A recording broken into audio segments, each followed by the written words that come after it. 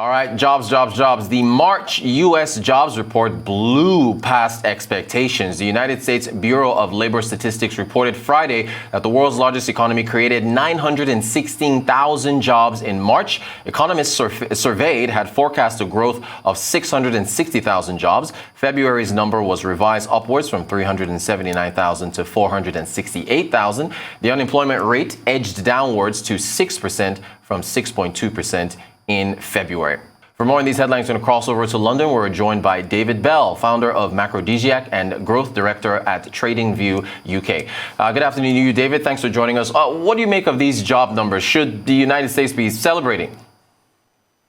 Afternoon, Rotus. I think, yes, it shows some progress to getting back to pre-pandemic levels, but I'm quite happy that you showed the labour force participation rate.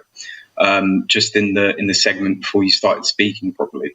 I think this gives a much truer picture of what the employment landscape in the US looks like. It's down about 2% still.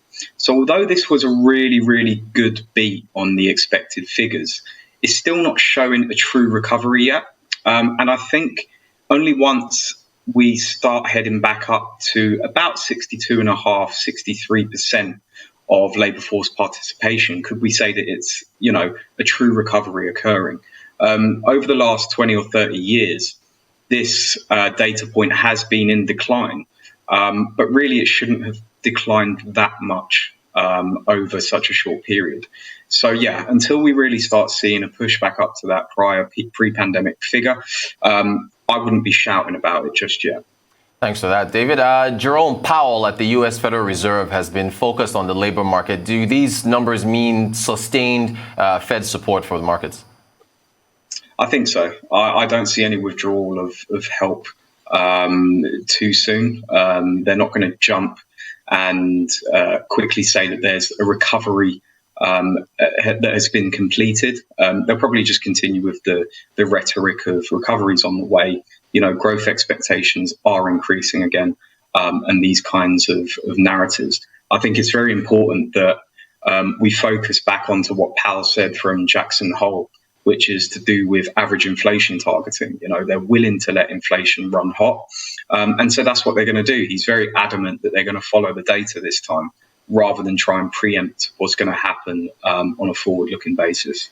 Thanks, David. I'm guessing that Joe Biden and the Democrats will be encouraged by these numbers. Looking at how Biden plans to pay for this plan, does the passage of his $2.3 trillion spending plan, does it get any easier?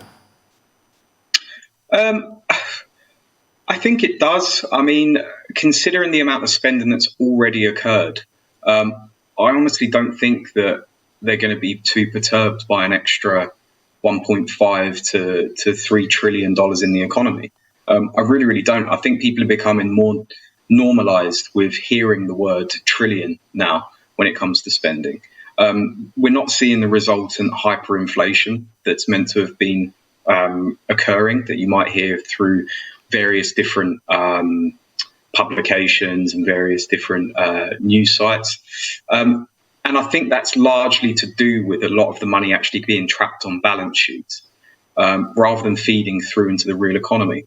Of course, a bout of spending that is totally focused on the real economy might actually cause this hyperinflation, which would in fact, lead to more sort of partiality to tax hikes in that way to reduce inflation.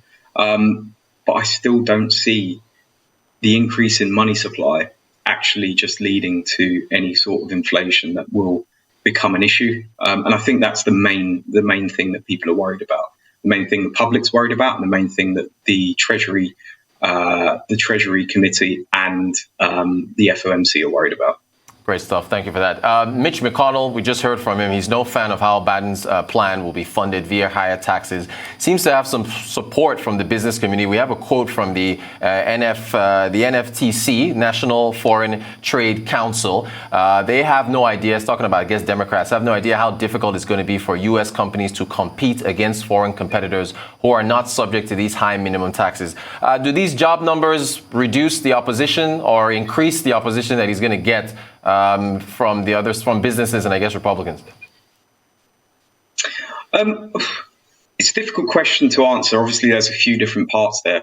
I think the key element of this is that already large transnational companies, US-based transnational companies, they're willing to hold a lot of their cash abroad because they can finance at, say, 0% back at home.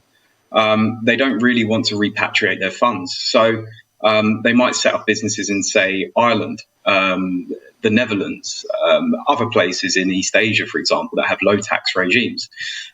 So I do think that she's right to a certain extent that there might indeed be some pushback. But again, there's a lot of moving parts there, and I wouldn't know for sure as to whether it would, have a huge amount of pushback there.